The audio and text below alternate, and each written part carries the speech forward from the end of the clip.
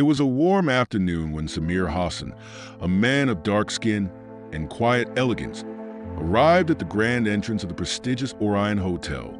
The towering building, known for its luxury and exclusivity, gleamed in the sunlight, a beacon of affluence that dominated the city skyline.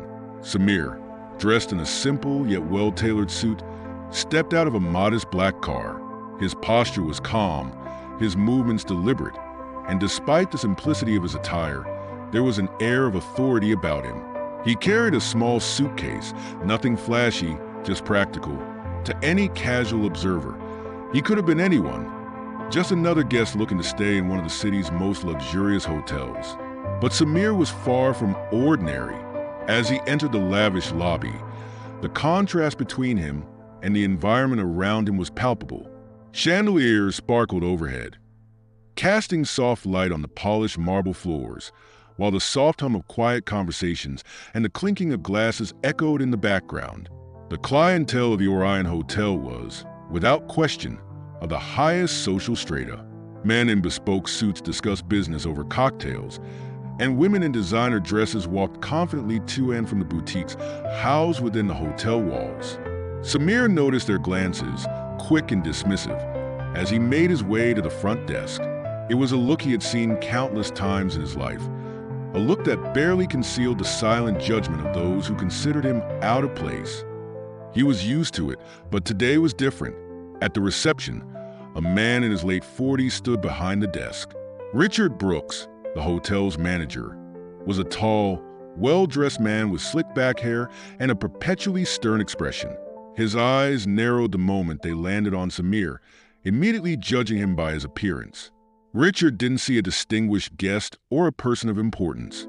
Instead, his mind immediately conjured the image of an intruder, someone who didn't belong. His years of managing high-end hotels had fostered an arrogance that was now fully on display. Without even waiting for Samir to speak, Richard leaned forward on the desk, his lips curling into a faint, disdainful smile.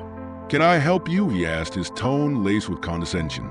Samir, unfazed, met his gaze evenly.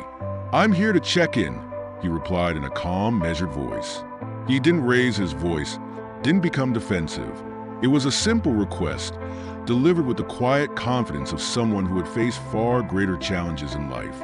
Richard's eyes flicked briefly to the small suitcase at Samir's side, then back to his face. There was a pause, and then, with barely concealed disgust, Richard leaned back, folding his arms across his chest. "I think you might have the wrong place," he said, his voice low but firm. "This isn't exactly the kind of establishment for everyone." Samir remained silent for a moment, processing the subtle insult. He had experienced this type of prejudice before, but rarely so openly, especially in a professional setting. Still, he wasn't here for a confrontation. All he wanted was to settle into his room after a long day of travel. He pulled out his reservation confirmation from his pocket and placed it on the counter in front of Richard. "I believe you'll find my reservation in your system," Samir said quietly, his tone still calm, though there was a hint of steel in his words now. Richard didn't bother to look at the paper. Instead, he smirked and shook his head. "I don't need to check. I think it's clear that you don't belong here," he said, the disdain in his voice growing more evident with each word. "We don't accommodate people like you. I'm going to have to ask you to leave." There it was, the full weight of the prejudice laid bare. Samir felt a brief surge of anger, but he quickly suppressed it. He wasn't surprised by Richard's words, but he was disappointed, not for himself, but for the fact that in such a prestigious establishment, such ignorance and hatred still had a place. Samir took a deep breath, steadying himself.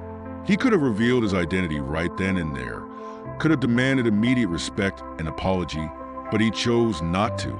Instead, he gave Richard one last measured look and then turned to leave. As he walked out of the lobby, the weight of the situation settled heavily on him. The staff, the guests. No one had come to his defense. No one had questioned Richard's actions.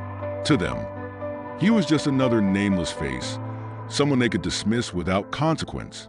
But they didn't know who he really was. They didn't know that the man they had just humiliated was the president of a small but powerful country in the East. Samir had no intention of making a scene. His power lay not in his words, but in the influence he held over governments and international businesses. The consequences for the hotel would come, and they would come swiftly. As he stepped back into his car, his driver, an older man who had been with him for years, glanced at him in the rearview mirror, concern etched on his face. "Is everything all right, Mr. Hassan?" he asked. Samir nodded, his face calm but thoughtful. "It will be," he replied quietly. "They just don't know it yet." The morning after the incident, the Orion Hotel was buzzing with activity, though the staff was unaware of the storm that was brewing. In the early hours, phone lines at the front desk started to ring incessantly, a rare occurrence at such an early hour. Normally, the calls at this time were routine inquiries or requests from guests, but today was different. The first call came from an unfamiliar number, with a voice on the other end asking for the manager, Richard Brooks. Still riding the high of his self-proclaimed triumph the day before, casually instructed the receptionist to tell them he was unavailable. After all, who could possibly need to speak with him before breakfast? But the calls didn't stop. As the minutes ticked by, the front desk was flooded with calls from various embassies, corporate offices, and international organizations. By 9 a.m., the gravity of the situation was becoming apparent. Richard, oblivious to the connection, remained in his office, sipping his morning coffee and preparing for what he thought would be a routine day of overseeing the operations of his beloved hotel. Little did he know, the world outside his office was rapidly unraveling. At 9:30 a.m., a knock on Richard's office door interrupted his peaceful morning. It was Sophie, the hotel's assistant manager, her face pale and her voice shaky as she spoke. "Richard, you need to come to the front desk. There's an issue." Richard looked up, mildly annoyed. "What issue?" he asked, setting his coffee down with a sigh. "There's been, multiple calls this morning from international authorities. They're asking about a man named Samir Hassan," she said, her voice barely above a whisper. The name hit Richard like a slap in the face. He recognized it instantly. The same man he had thrown out of the hotel less than 24 hours ago. His heart skipped a beat, but he quickly masked his surprise with an air of indifference. "Samir Hassan," he repeated, trying to sound casual. What could they possibly want with him? Sophie's hands trembled as she held up a printed news article. "He's not just any guest, Richard. He's the president of a country in the East, a very influential one, and they're saying he was here yesterday, staying at our hotel." She paused, glancing nervously at Richard. "The man you expelled was him." For a moment, the words didn't register. Richard blinked, his mind struggling to process what he had just heard. Samir Hassan, the president of a country. That Samir Hassan. His heart pounded in his chest as the realization of his mistake slowly sank in. He had expelled not just a guest, but a head of state, a man with international influence, connections, and power far beyond anything Richard could have imagined. His face flushed with a mix of embarrassment and fear. Richard stood abruptly, his chair scraping the floor behind him. "There must be some mistake," he muttered, though deep down he knew there wasn't. "He didn't look like someone important," he stammered, struggling to find the words. He was grasping at straws, desperate to rationalize what he had done. But the truth was undeniable, and it was written all over Sophie's face. "He didn't need to look like someone important, Richard," Sophie said quietly, her eyes filled with a mix of pity and disbelief. "He is important." Richard's mind raced. The humiliation of the previous day was now morphing into panic. If Samir Hassan really was the president of a country, the repercussions of his actions could be catastrophic. Not just for him, but for the entire hotel. He could lose his job, his reputation would be destroyed, and the hotel's prestige would be irrevocably tarnished. In the minutes that followed, things escalated quickly. The phone rang once again, but this time it was not a call to the front desk. It was a direct line to the hotel's corporate office, and the voice on the other end carried the weight of authority that sent chills down Richard's spine. It was one of the senior board members, someone who rarely contacted the hotel directly unless something was seriously wrong. "Richard," the voice began, cold and commanding, "I've just been informed of an incident involving a guest you expelled yesterday. Do you have any idea who you were dealing with?" Richard swallowed hard, his throat dry. I wasn't aware at the time, sir," he managed to say, his voice weak. "Well, you should have been," the voice snapped. "The man you threw out of the hotel is President Samir Hassan, and thanks to your actions, we're facing an international crisis. There are sanctions being threatened, boycotts from foreign governments, and legal action being discussed. Do you have any idea what you've done?" The words hit Richard like a sledgehammer. International sanctions? Boycotts? Legal action? His legs felt weak, and he sank back into his chair, his mind reeling from the gravity of the situation. He had heard of these kinds of diplomatic crises before, but never imagined he would be at the center of one. His arrogance, his blind prejudice, had led him to make a decision that now threatened not only his career, but the very future of the Orion Hotel. What should I do?" he asked, desperation creeping into his voice. "There's nothing you can do at this point, Richard," the voice replied sternly. "The damage is done. The board is in an emergency meeting now to discuss the next steps, but I can tell you this, you're finished. Pack your things." The line went dead, and Richard sat in stunned silence. He had been fired, just like that. No discussion, no defense.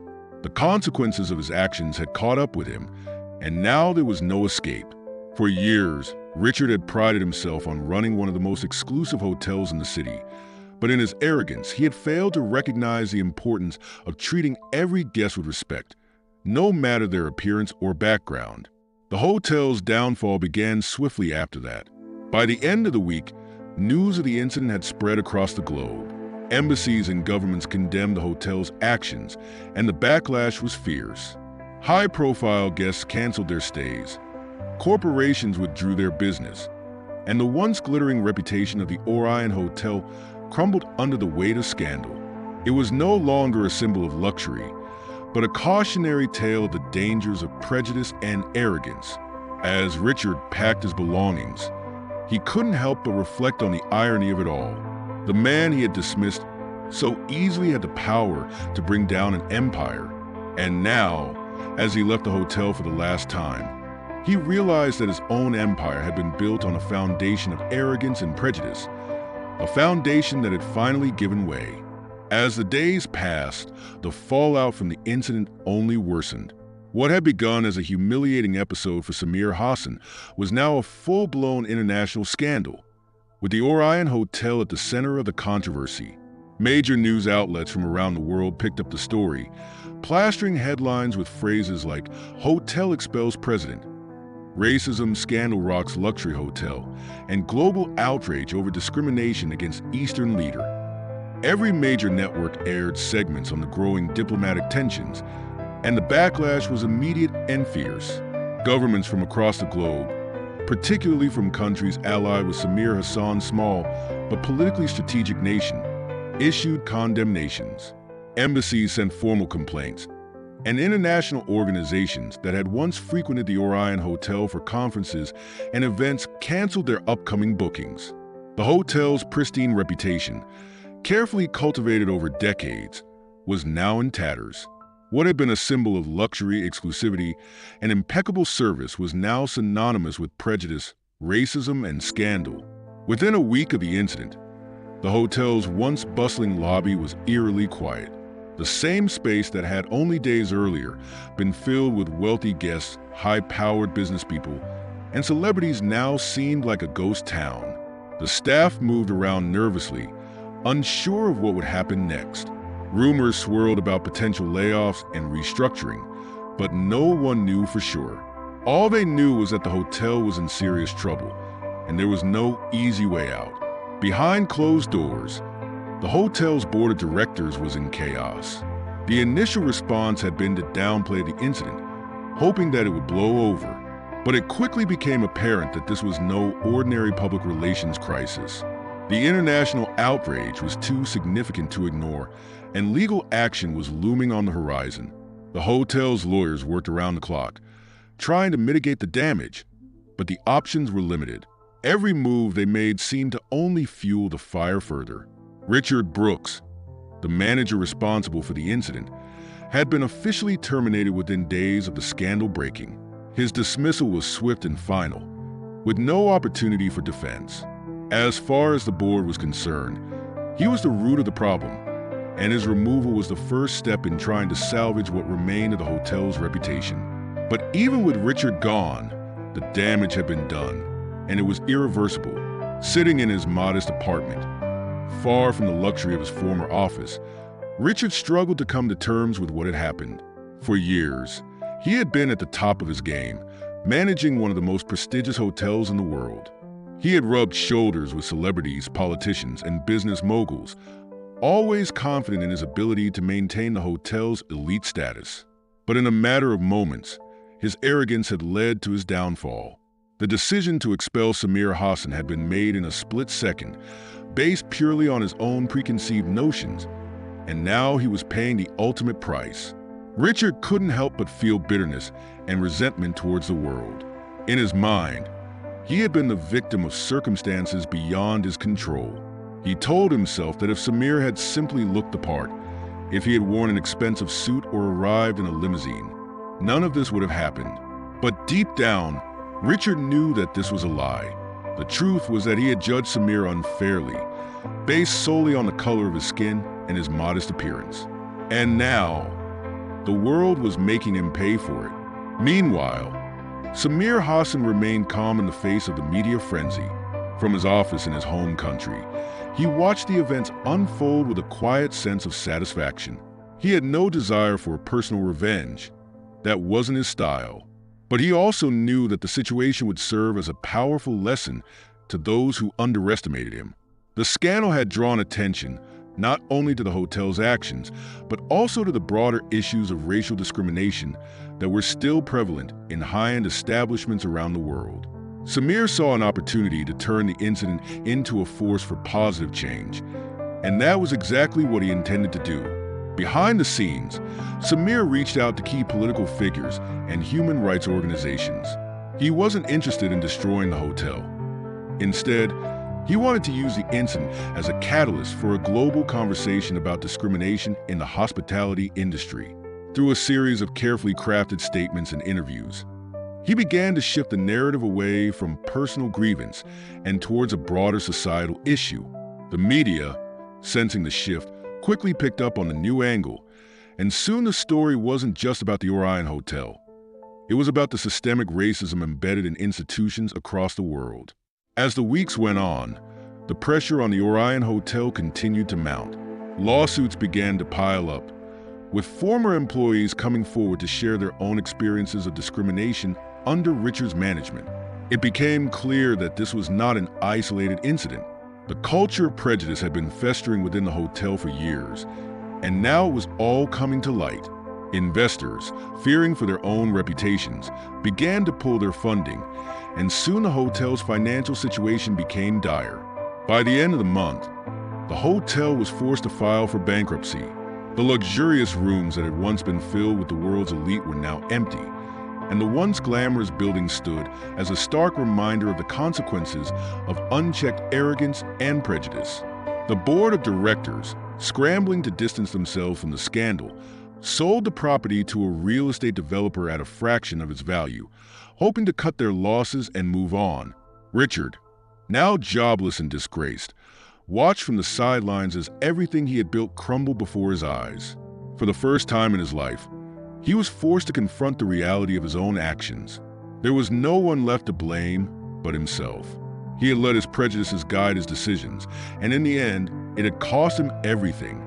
His pride, his career, and his reputation had all been destroyed by a single moment of judgment.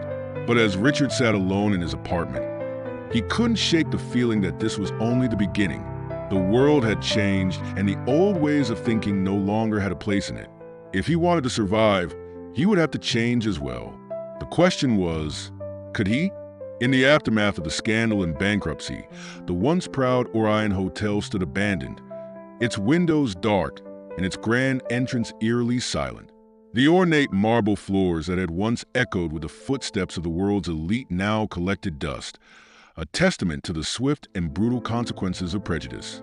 What had been a symbol of luxury and exclusivity was now a decaying monument to arrogance and ignorance. For Richard Brooks, the man who had once ruled the hotel with an iron fist, the fall from grace was both public and humiliating. But despite the wreckage around him, Richard was far from ready to accept the blame. Sitting in his modest apartment, Richard replayed the events over and over in his mind, searching for a way to rationalize what had happened. He still clung to the belief that he had been wronged. In his eyes, the world had overreacted, blowing a simple misunderstanding out of proportion.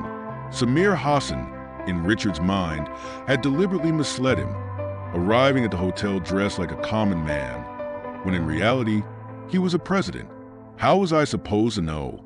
Richard muttered to himself as he sipped his cheap coffee, the bitterness of his words reflecting the bitterness in his heart. Yet, despite his attempts to shift the blame, the reality of his situation became harder to ignore with each passing day. Job offers were non-existent. His reputation was in shambles, and no luxury establishment would touch him.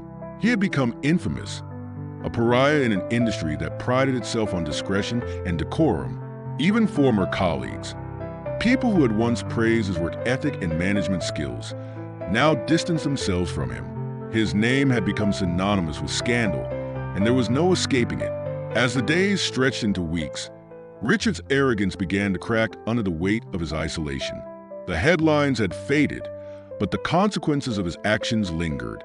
His bank account, once flush with the rewards of his prestigious position, was dwindling rapidly.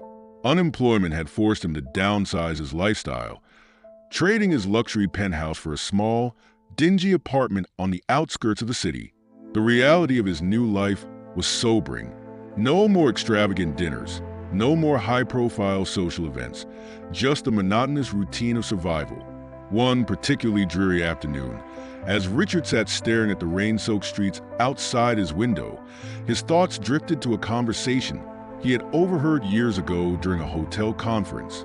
It had been a casual discussion between two younger managers about the importance of diversity and inclusion in the hospitality industry.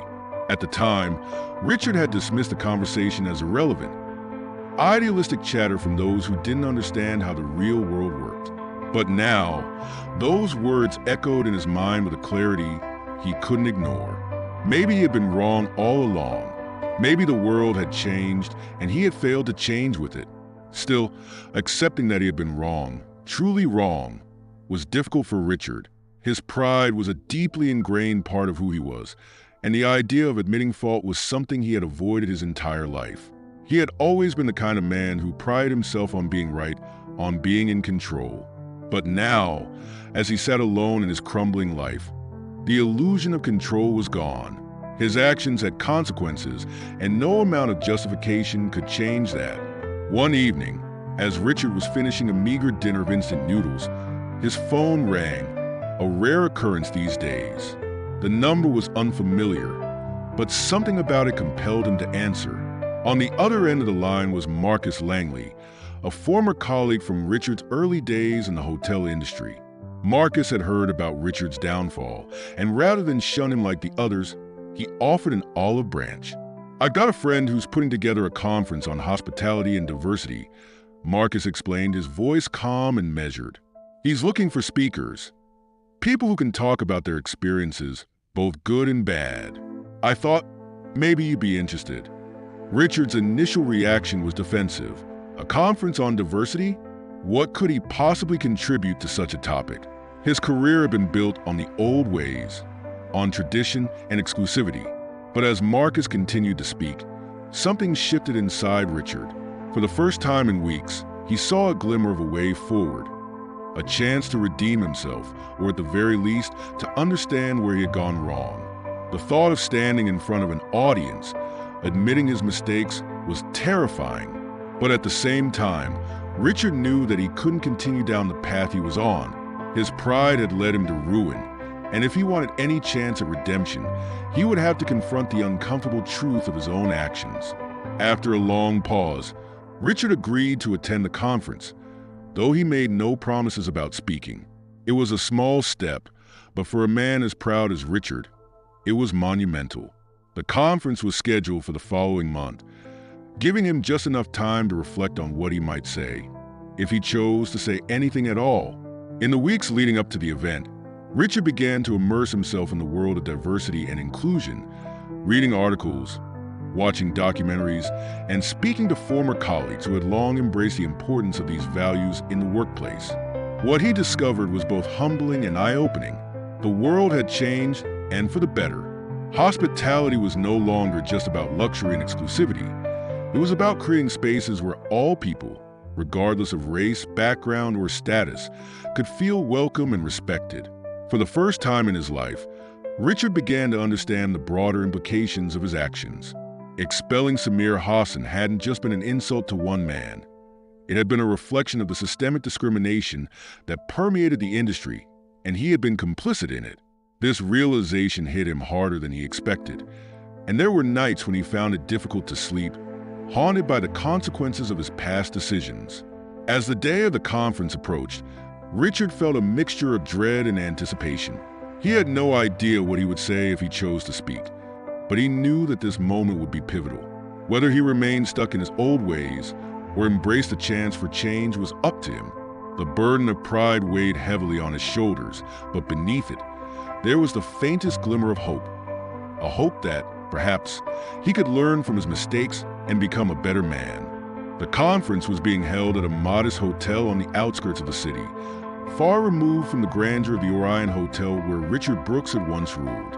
As he stepped into the venue, he was struck by the simplicity of the place. No marble floors, no crystal chandeliers, just a clean, welcoming space with warm lighting and a diverse group of attendees.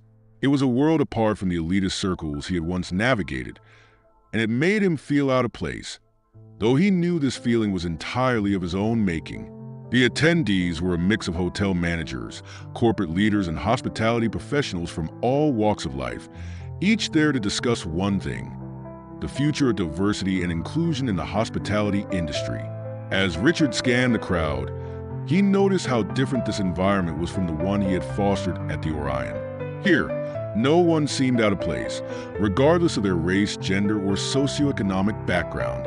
It was a sharp contrast to the world he had created, where exclusivity had been the key to success, and anyone who didn't fit the mold was quickly shown the door.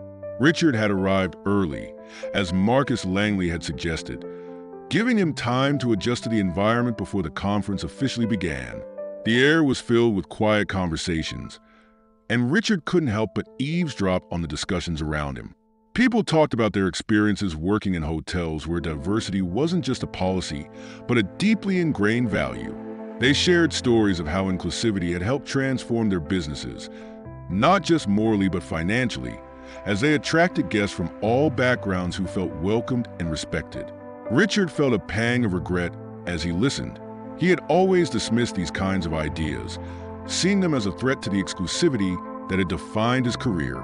But now, as he stood among these people who were leading the industry into a new era, he realized just how out of touch he had been. The world had changed, and he had refused to change with it. That refusal had cost him everything. The conference was divided into several sessions, each focused on a different aspect of diversity and inclusion in hospitality. There were panels on hiring practices, guest relations, and creating safe spaces for employees of all backgrounds. Richard attended each session, taking notes and absorbing as much information as he could. It was humbling, to say the least. He had once considered himself an expert in the hospitality field, but now he realized how little he actually knew. The industry had evolved and he had been left behind. At the end of the first day, Marcus found Richard sitting alone at one of the tables in the conference hall, his notebook filled with scribbled thoughts and reflections. "How are you holding up?" Marcus asked, sliding into the chair across from him. Richard sighed, running a hand through his thinning hair. "It's a lot to take in," he admitted. "I've been in this business for decades, but it feels like I'm learning everything from scratch." Marcus nodded. "It's not easy to admit when we're wrong, especially when it's something we built our careers on. But you're here, and that's a good start." For a moment, they sat in silence, the weight of the past few months hanging heavily between them.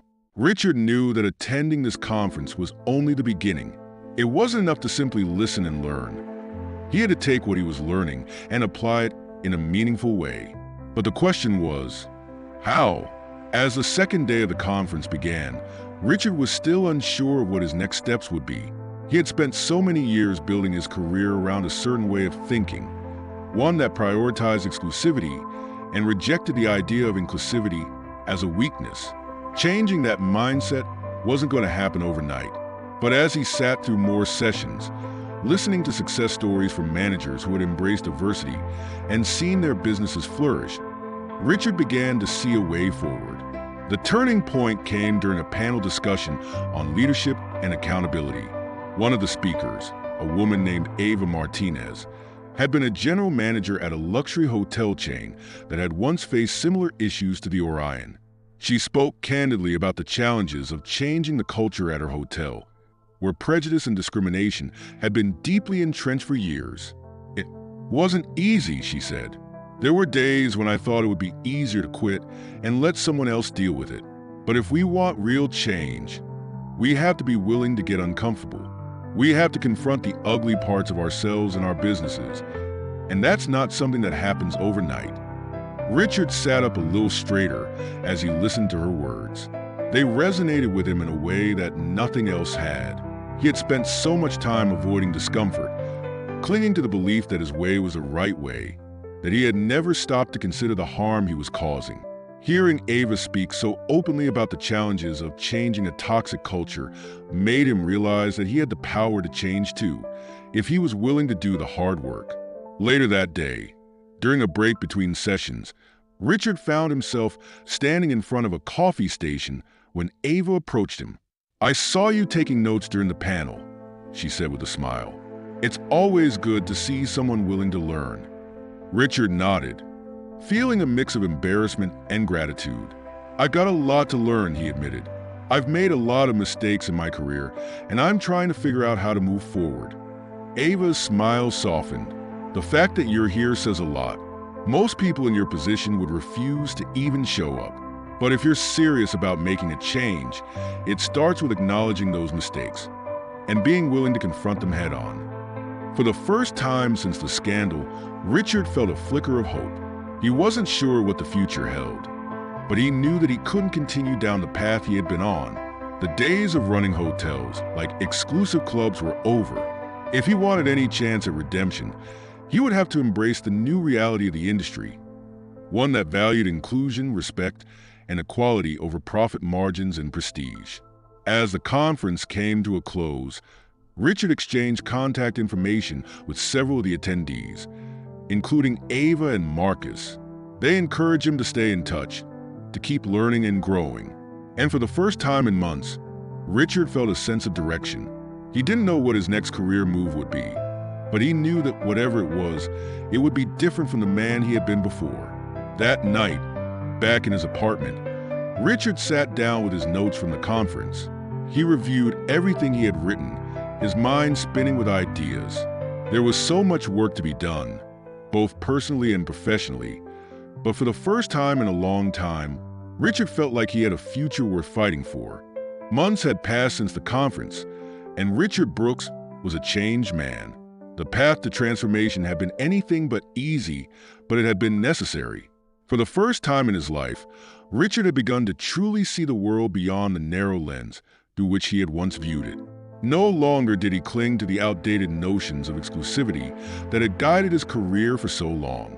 He had embraced the idea that hospitality was not about creating spaces that kept people out, but about opening doors to everyone, regardless of their race, background, or status. His mornings no longer began with the arrogant certainty that he was always right, but with a sense of humility and purpose. Every day, Richard made it a point to learn something new, whether it was about diversity, leadership, or even the challenges faced by employees who worked in the lower ranks of the industry he had once ruled. His transformation was not merely superficial. It was a deep, personal reckoning with his past mistakes. He had been given the rare chance to change, and he intended to make the most of it. But the journey wasn't over. Richard knew that simply attending conferences and reading books wasn't enough. If he was truly committed to transforming himself and his career, he had to take action. One morning, as he sat at the small kitchen table in his apartment, he made a decision.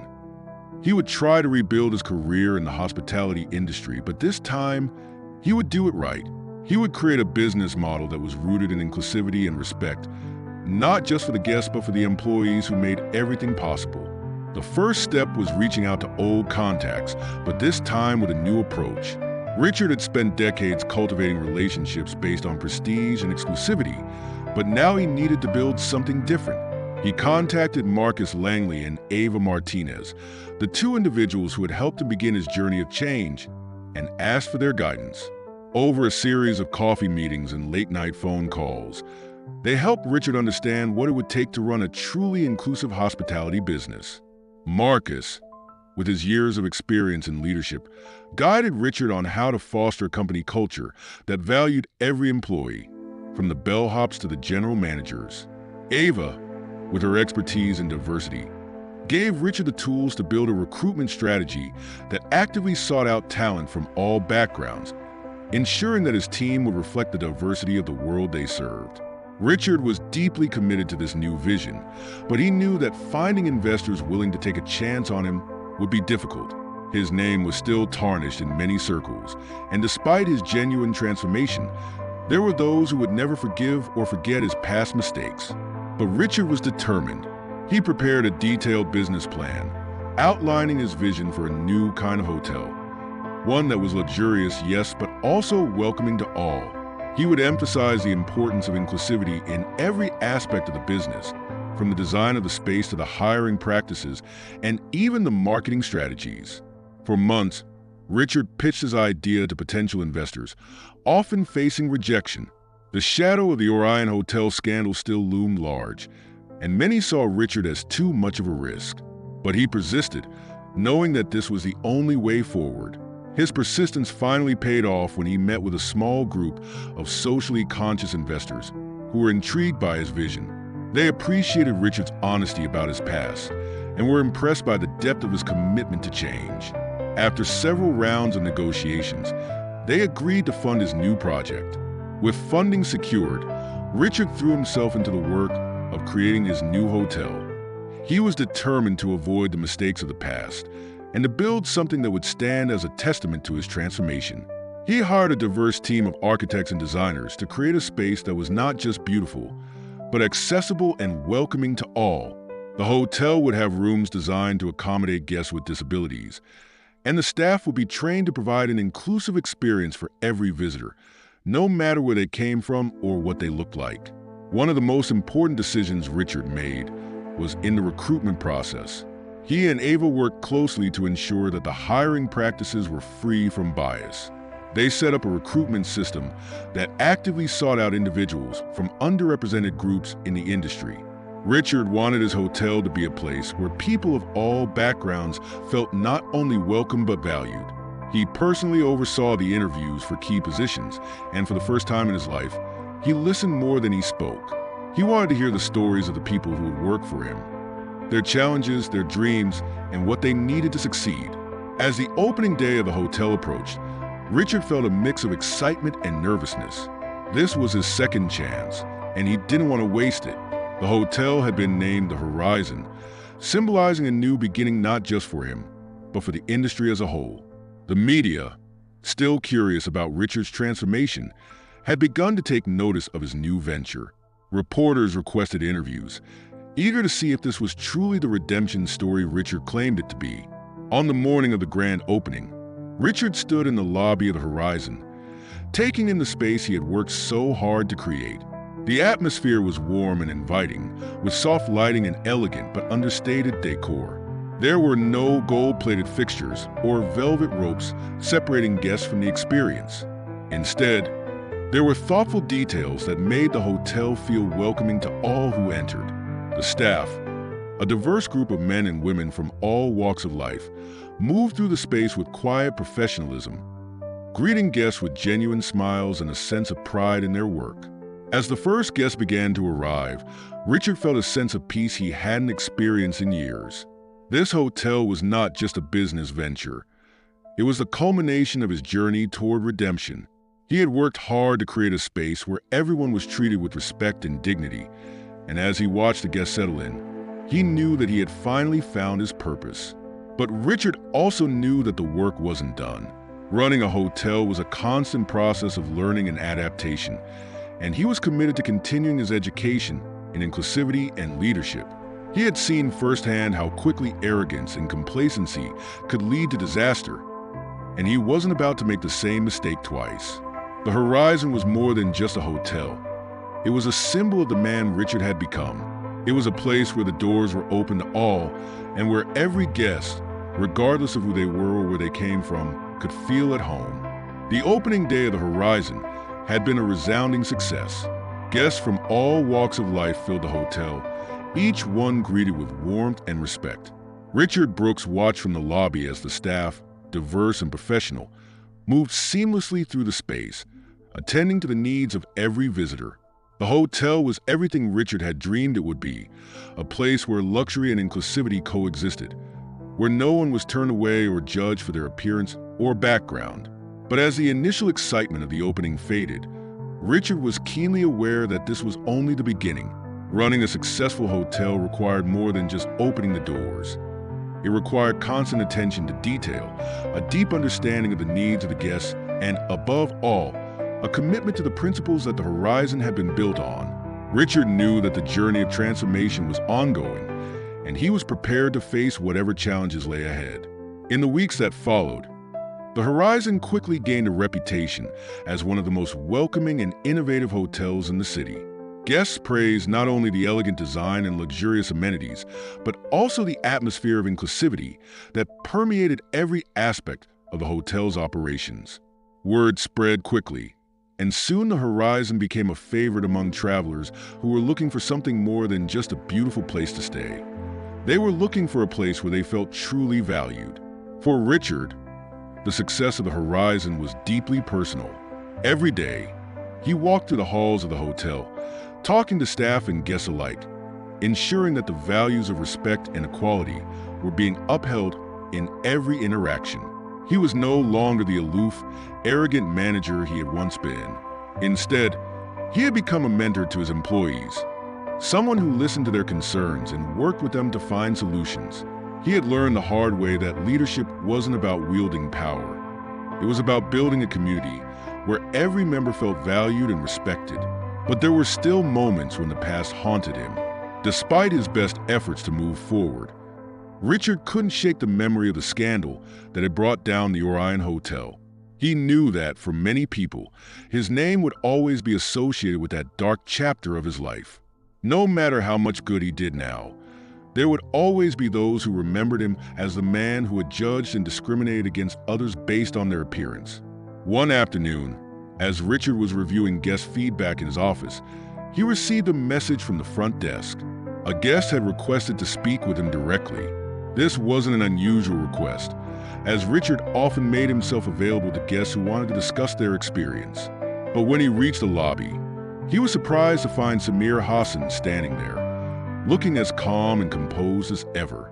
Richard's heart raced as he approached Samir. The last time they had stood face to face, Richard had been the one in control, dismissing Samir without a second thought. Now, the tables had turned. Samir had every right to confront him, to remind him of the humiliation he had endured at the Orion Hotel. But as Richard drew closer, he saw no anger in Samir's eyes, only a quiet, knowing look. "Mr. Hassan," Richard began, his voice heavy with the weight of the past. "I didn't expect to see you here." Samir nodded. "I've heard a lot about the Horizon," he said, his tone measured. "I wanted to see it for myself." Richard swallowed hard, unsure of what to say. He had spent months preparing himself for this moment, but now that it was here, the words seemed to escape him. "I owe you an apology," he finally said, "for everything that happened at the Orion. I was wrong, and I'm deeply sorry for the way I treated you."